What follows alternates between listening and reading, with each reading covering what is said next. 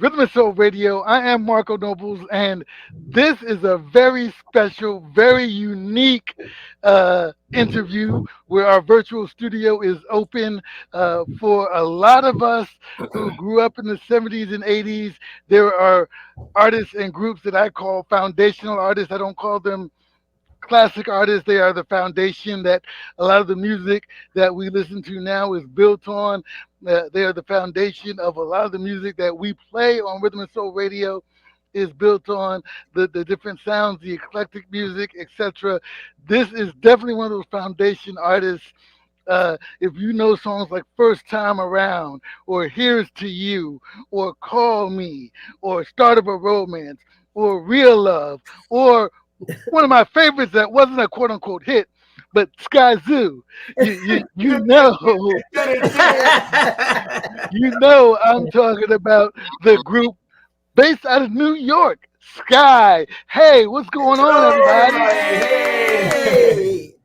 So let me see. We have the group founder Solomon is here. We have the ladies of Skyy, Denise, Bonnie, and Dolores. We have Larry Greenberg here. And there are other members who weren't able to be here. You guys are just joining me after a rehearsal, and we'll get to that rehearsal part in a minute.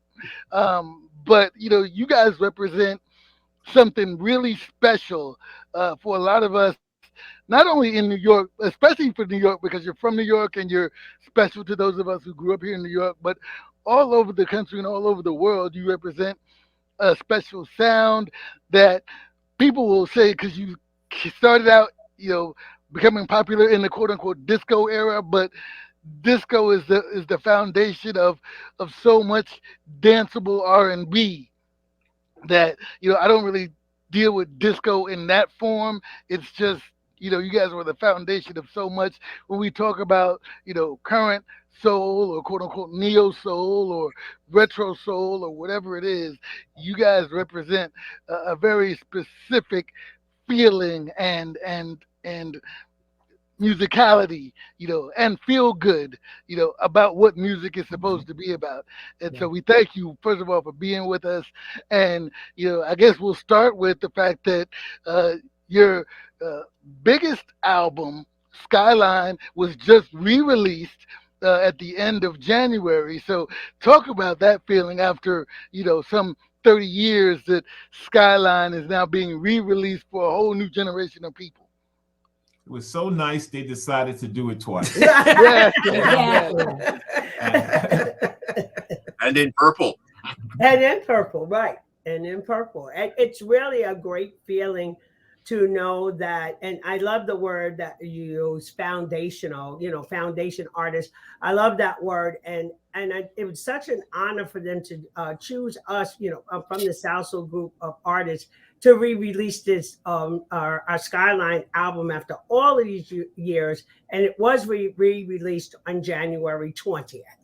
And just to see a record, yes, CD, it's vinyl. Yes. And for those people who still have, a turntable, it's like the most amazing thing ever. Thank you, Sal. There you go. There you go. That's right. Hey. I echo the sentiments of everybody when they came out with this, decided that BMG, who now owns the South Soul catalog, for those who follow those types of things, made this decision. For those of you who are listening and not watching us on YouTube, they are showing the actual purple vinyl of the re-release of Skyline. It's that, real. It's real. Out. Yes. But yeah, I thought it was just we were very happy to have been placed into good company with other South Soul artists. So it's part of the Disco Essentials is what they're calling this release. Mm-hmm. And it included Instant Funk, Joe Bataan, right. Double Exposure, and us, and First Choice. Yeah. Right. So, that, on the Obi strip, well, I guess we were the first. Those were the 2022. So it was Double Exposure, Joe Bataan, Instant Funk were all in 2022, and we were the first of 2023. So we're honored that that Skyline made it. I mean, it was our best album that we recorded out of every, all of our albums in terms of success and chart position and all that. And yeah, it's a thrill. So yeah, get your copy, people. Absolutely, absolutely. You mentioned some of the names that were released in 2022, and it speaks to the music out of New York. At that time, you had, I mean, there's always been lots of music out of New York, but that time was a real special time for New York bands. Different than New York artists, New York bands, whether it's you guys and the artists that you mentioned, obviously, except for Joe Bathan, BT Express, Crown Heights Affair, Chic, etc., Brass Construction. Brass Construction, absolutely. That all came out of this time. Talk about, was there a feeling that you guys kind of felt as you were coming together and being a part of this grouping of artists that all were doing great music? Well, there was a sort of a thread that kind of ran through BT Express, Brass Construction, and Skyy. All of their albums started in my basement. Right. All of their first albums started in my basement, and in Brooklyn, in East New York, that we call the Hole in the Ground Studio. And we all kind of had a hand in it. I wrote songs for BT Express. I worked with Randy Muller with Brass Construction on all of the songs that he had, and of course Randy worked with us on Skyy. So there was all of that, and then again, like you mentioned, Crown Heights Affair, they were in the neighborhood too. They didn't make it to the basement, but they were in the neighborhood, and it was a kind of a feeling in Brooklyn and East New York of Brooklyn that was kind of funky, but funky in a different way. It wasn't funky like down south funky. It was funky like New York funky. Yeah, Brooklyn funky. Right.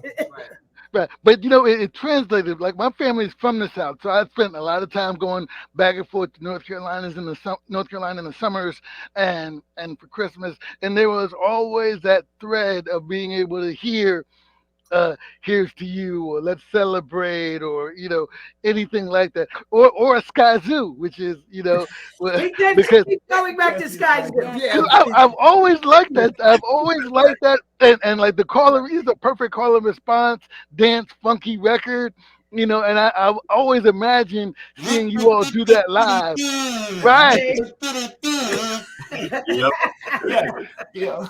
You mean like that? Yeah, I always imagine seeing you guys do that live, and I've never, one of the things I regret, as much as I've been doing music and doing interviews and working with artists now over the last, 20, 30 years, is not being able to see groups like Skyy or even Parliament Funkadelic or whomever in their height, to be able to see you guys at the top of when you were really doing it, and you guys have been great, and we're gonna get to that, but you guys were really doing it in throughout the 80s, we'll say.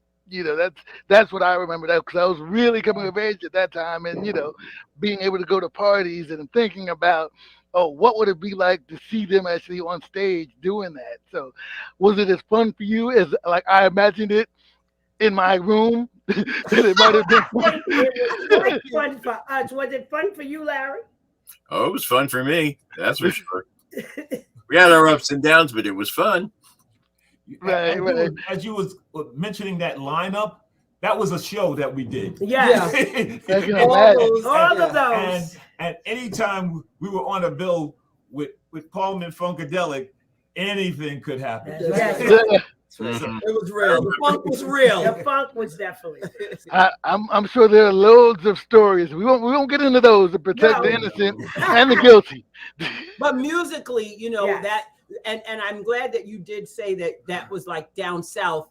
We were so wholly accepted and embraced, really, by everything south of DC, from Philly down south to South Carolina, Alabama, Tennessee. They fully embraced the sound of that time period, and it took us a little bit longer actually to kind of break through to our own hometown in the North, you know, in terms of popularity.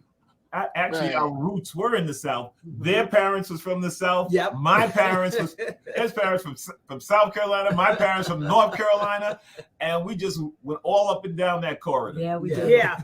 95 is where we live. That's right. Yes.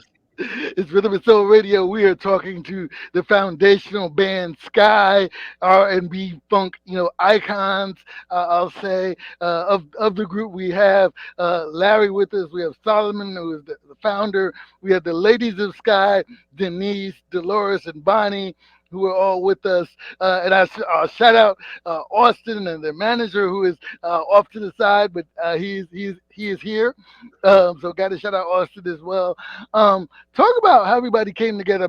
Many of us watched the Unsung on TV One, but for those that didn't, talk about how you guys came together. It started with the ladies first, as you all are sisters, and then you guys connected with Randy Muller, who we mentioned, and then Solomon, and it just kind of grew from there, right? Yes. Well, it started with us singing at the Miss Black America New York State pageant in 1973, and at that time it was actually 4 of us, and we auditioned the guy that we used to babysit for. He was the musical director for the entire pageant.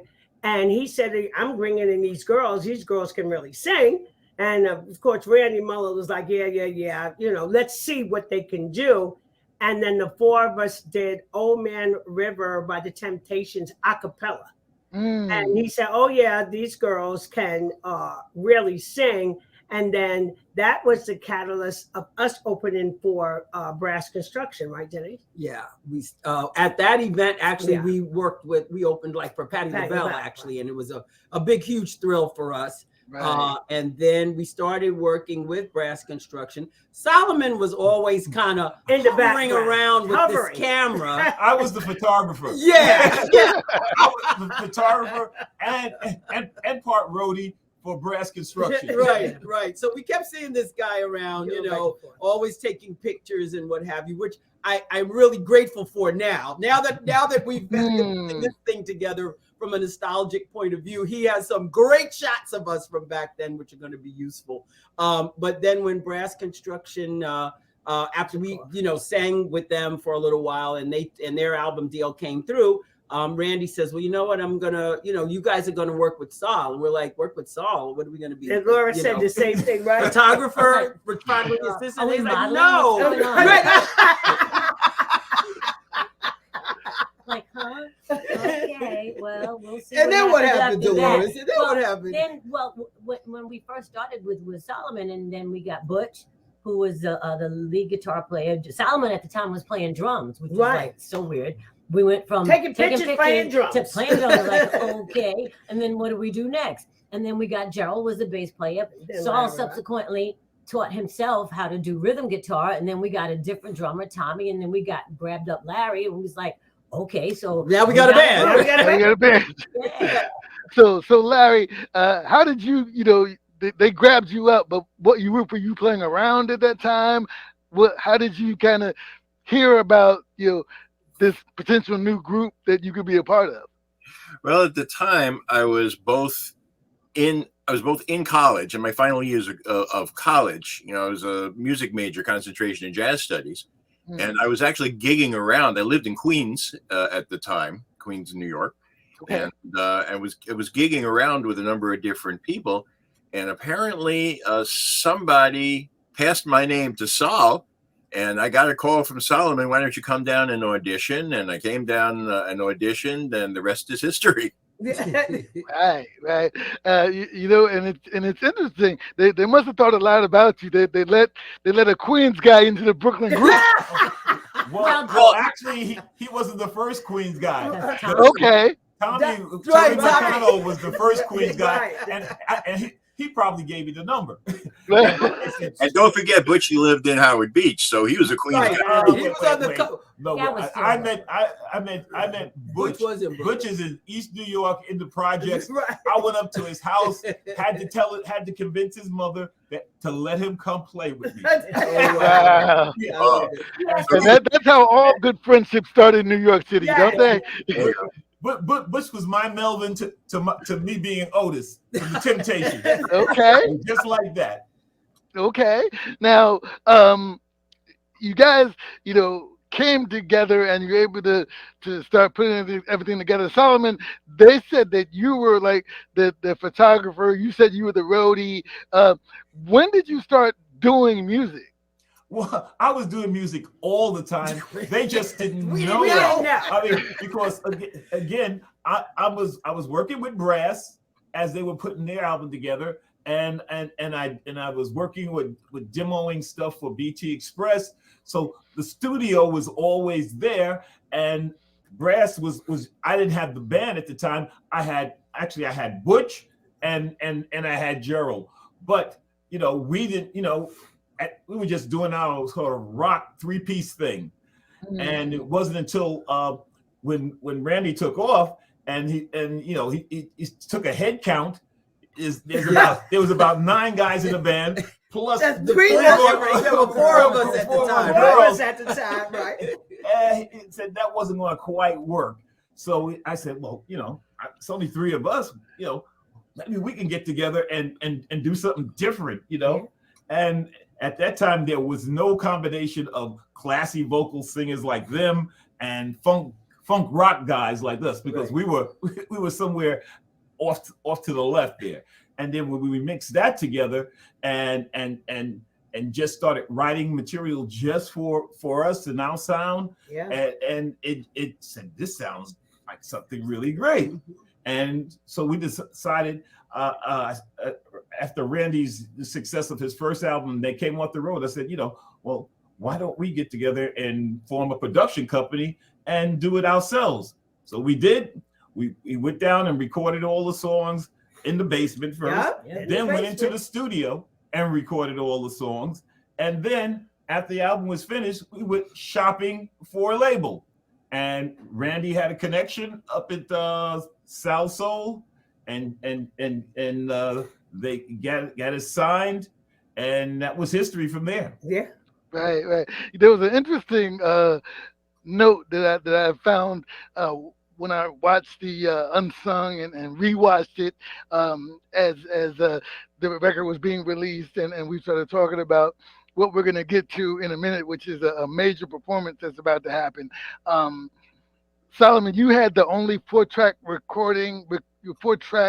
recorder in the neighborhood, right?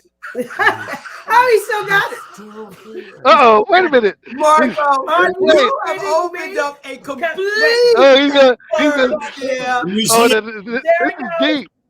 So again, for those of you who are listening and not watching on YouTube, Solomon has pulled out the 4-track recorder that he apparently still has.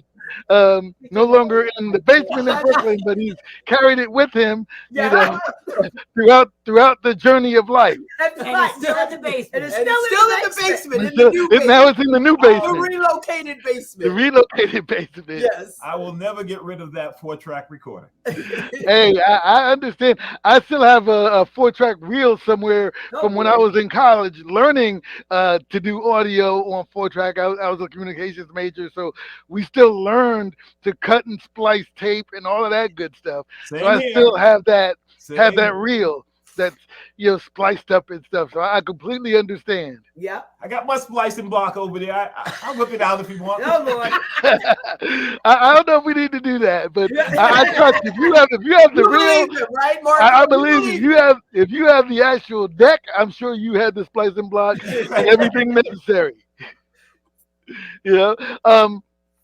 As one of the things that's really interesting about the group, and when you watch these unsungs behind the music, whatever, there's always some type of strife or issue that cause drama, that cause some type of that cause friction or breakup or whatever.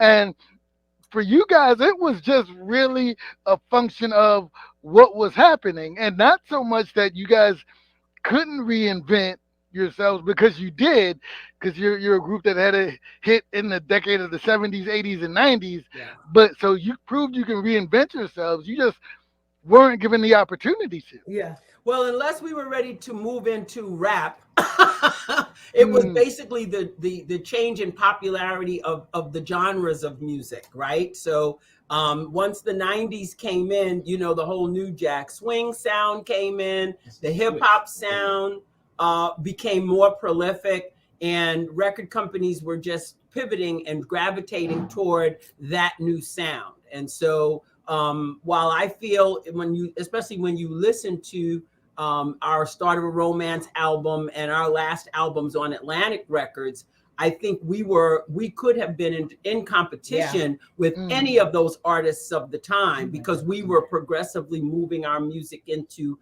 you know, a more modern style. Because if you look at what we did in 79 and you look at what we did in 91, you know, there's this wide variety, and we covered a whole new generation of people when Start of a Romance came out. Right. You know what I mean? Versus people who were Call Me fans, you know? So, but, you know, that was basically, you know, sort of the demise of just our style of music and what we did. And, you know, record companies were gravitating, right, Solomon, more toward the new jack stuff. It was that, and it's also like we were like on the road for so long, and you know, it takes a toll on your personal life and your health. And about in 92, when we sort of took a break, it was, you know, it was time. People needed a rest to regroup. We didn't know that break was going to be quite this long. It wasn't planned that, you know, but, you know, you take a break, and then people got off and started doing a few other things. And then one thing led to another. And then 30 years later, here we are. Here we are. And again, it's really, I really have to give kudos to Austin, because even after that break, I don't know about Saul, I still wanted to go on the road. But anyway. Yeah, we did. Because you know what, we had because we're sisters, and we were basically raised to travel on the road from little kids, because our dad was a bus driver, but we went somewhere every summer. We were used to packing it up and getting in a car and going for days and days and days, right? And so that we were acclimated to it. But I understand, you know, that because it was just like Saul said. I'm sorry, Denise, for cutting you off. Like Saul said, it was just it was like sudden. And so we're waiting. We were like, well, what's going on? And we were fortunate, because the three of us always worked. Yeah. We worked 9 to 5. Even when we came off the road, it was just something about going back to work. But as those couple of years, you know, went by, and then we're still hearing our music on the radio, still hearing Call Me, Here's to You. You know, we're still hearing our music on the radio. And Austin said, well, why don't the three of you come back and start singing? And we were like, well, you know, that kind of makes, you know, some sense. That could work. And it's just fortunate that, I mean, in the beginning, it was really hard, because people were not really realizing that we were actually the three original voices on the albums. And then as we started to do shows, our Ladies of Skyy started to pick up. And it's such a difference from when the three of us came back out and started to sing till now. It's a big difference. And then we made Saul get the bug to come back out. And let's do resisted. This. He resisted. He did, but we kept on coming to his house. So I want to come back. I want to come back to that point, both about the creation of Ladies of Skyy and the momentum that built, and Solomon, your point about being on the road for like 10 years straight and just needing a break. Larry, I want to come to you, because you started out as a gigging musician with the group, and that was my point, because, you know, when the group decided to take a break, what for you was the thing? Because, you know, in a musician's heart, as a player, because you play keyboards, is it? That's correct. So as a keyboard player, you're always playing or looking to play. Talk about your 1992 Skyy was like maybe not going to happen the way it was. Was it just like, okay, I'm just going to go back to clubs and start gigging, or do session work, or how did that work out for you? Well, at that particular time, things started to dry up a little bit on the regular gigging end after we parted company. I had decided that there were a few hobbies that I wanted to maintain, such as eating, paying bills, having a roof over my head. So I wound up going back to school, getting my business degree, and getting into information technology, and I became an IT manager for quite some time. And when that vaporized, I went back to playing again. And I've been a full-time gigging musician ever since, and it's the thing I love the most in the world. Right, right. And I wanted to kind of come to that because on Rhythm and Soul Radio, we feature independent artists and independent music heavily, playing them alongside more established artists like a Skyy. And we always talk about the balance of life and the pursuit of your passion, and different ways to pursue your passion. It may not be, in the spotlight on stage all the time. It may be as a supporting vocalist. It may be writing songs and getting them placed in TVs and film. It may be, different areas of the business that can lead you to have a life that sustains you while you're doing your passion, but still, able to have a regular check, so to speak, or be able to continue to pay your bills. And I know for the group, in this 30-year window or so, there's been, everybody, the ladies obviously have continued touring, as Denise said in the Unsung. She wasn't ready to stop. She wasn't ready for everything to stop.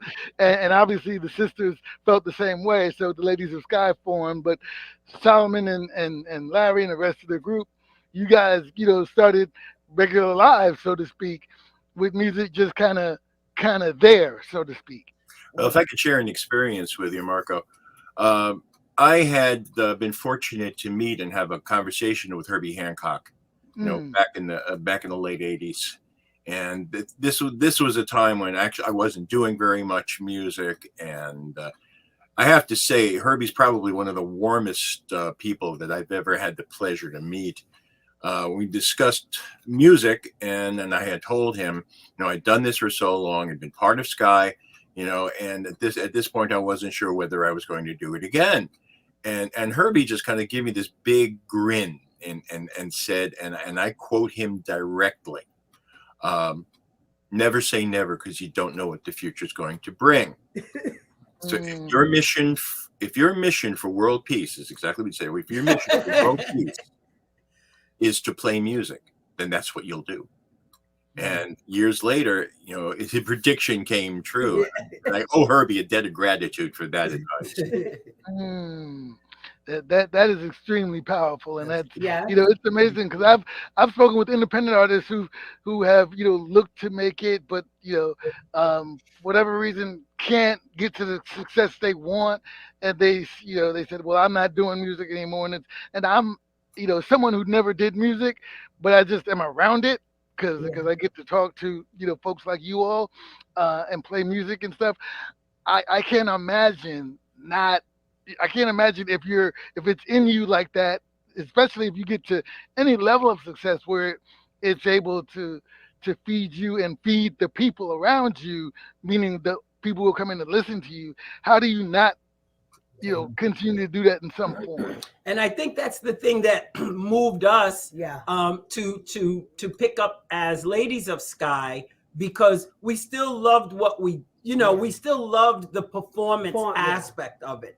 We're not so much writers. Like Solomon is a creative in terms of that, in terms of being a songwriter. We've written a song or two in our day, but that wasn't like the driving force behind our particular love, but it was performing, right, Dolores? Well, because we liked I mean, even from high school Yeah. and when we were singing at people's weddings and you know, just like singing around the house or and just like doing stuff around the projects. Yeah. Everybody knew that the three of us sang.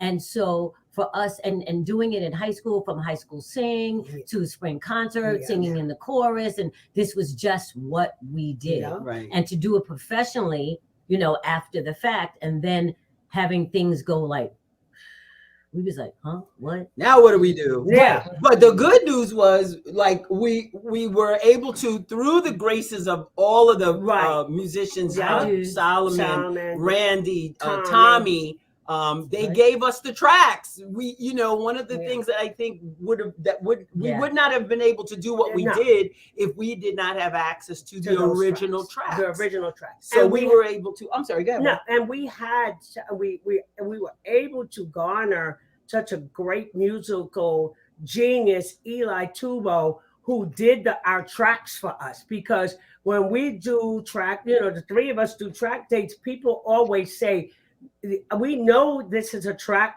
show, but my goodness, it doesn't seem like a track show. Right. Because had a live feel. We always wanted it to have that. We live wanted feel. it to have that live feel, because you have to have that. We had that live feel in the studio. Yeah. And so in performance with the band. So we didn't want to, you know, we didn't want belittle that, you know, that presentation. When we presented ourselves as Ladies of Skyy, we did not want to be, like Denise said, belittle our ability to perform, nor the ability of the Big Solomon, Gerald, Butch, Tommy, Larry, other keyboard players that have played with Skyy. We did not want to belittle that music. Yeah, we needed to have them with us. Right. That right there. That's even if it was on a CD. Right. Because it wouldn't have had the same feel. Yes. That's right. She's you know, absolutely it would have been correct. the same thing. They had to come with us. That's right. You know, It's Rhythm Soul Radio. We are talking with members of the foundation group Skyy, and they've re-released. They have it, Salsoul Records re-release of Skyline. Their biggest album is now available everywhere on vinyl, on purple vinyl. So you can go out and get that.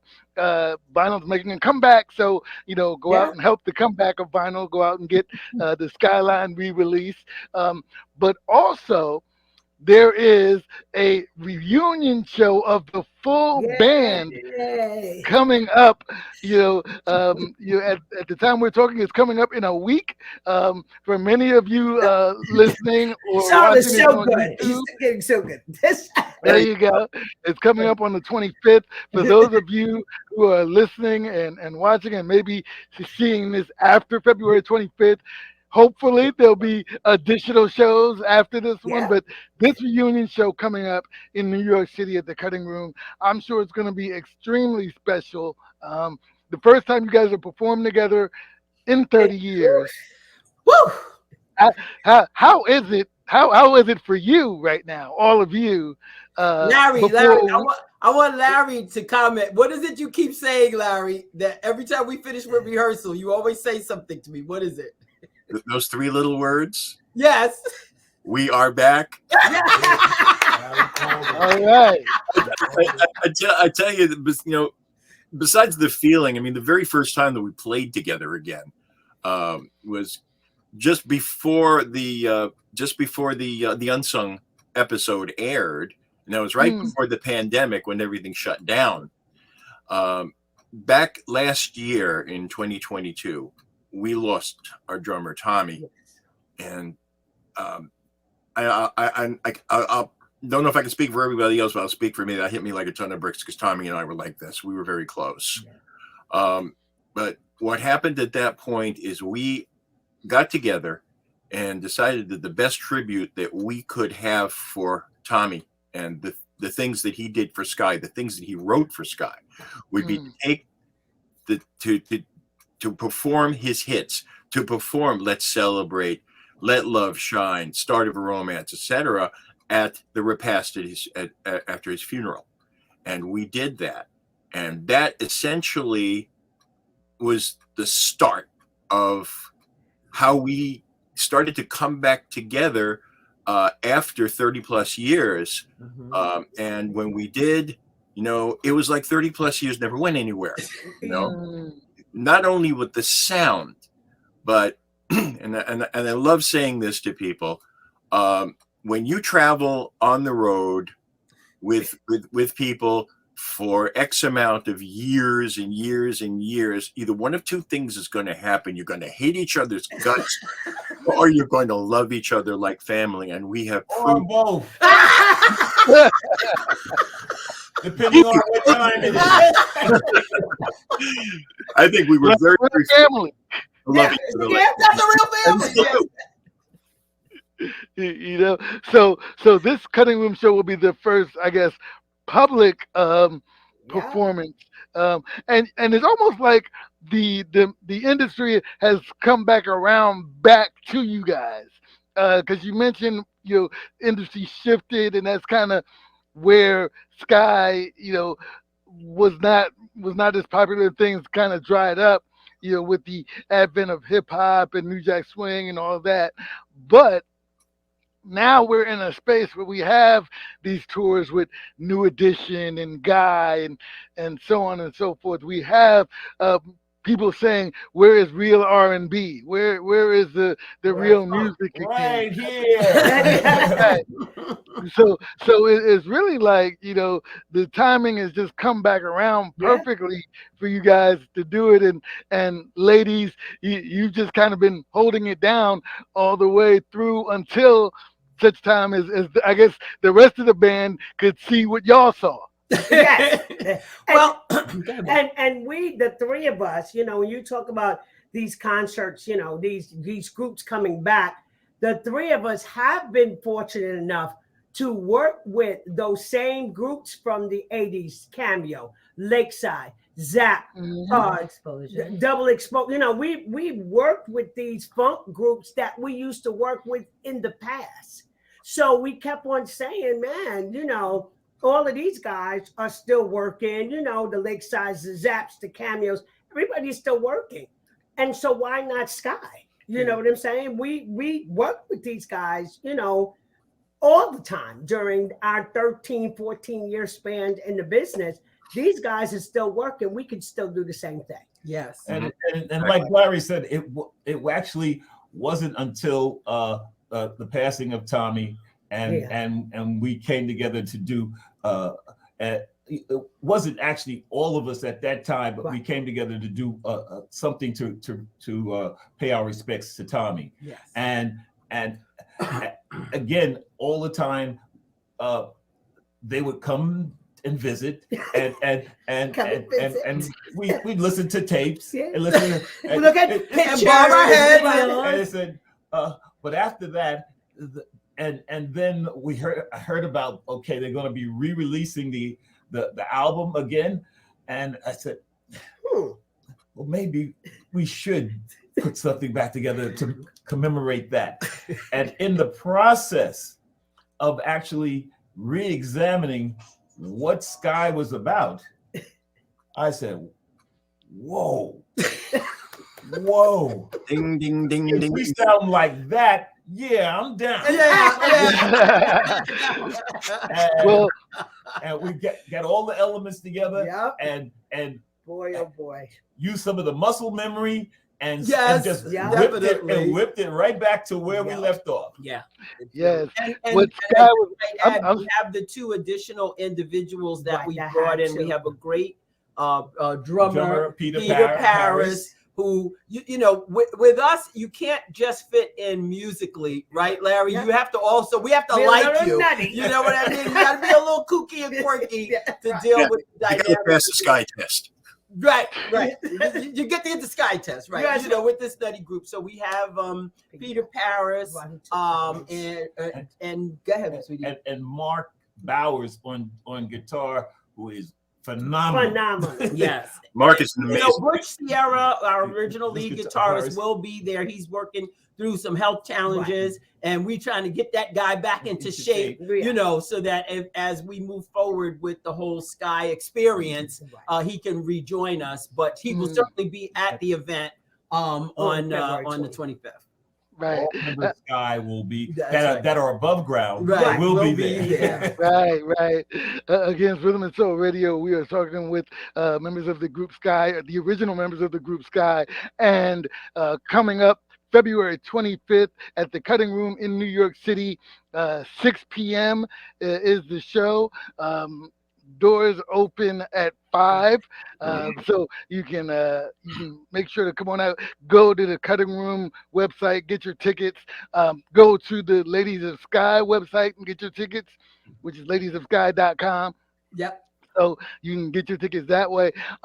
And I should also mention that we are honored, meaning rhythmandsoulradio.com is honored to host the pre-show for the Skyy show.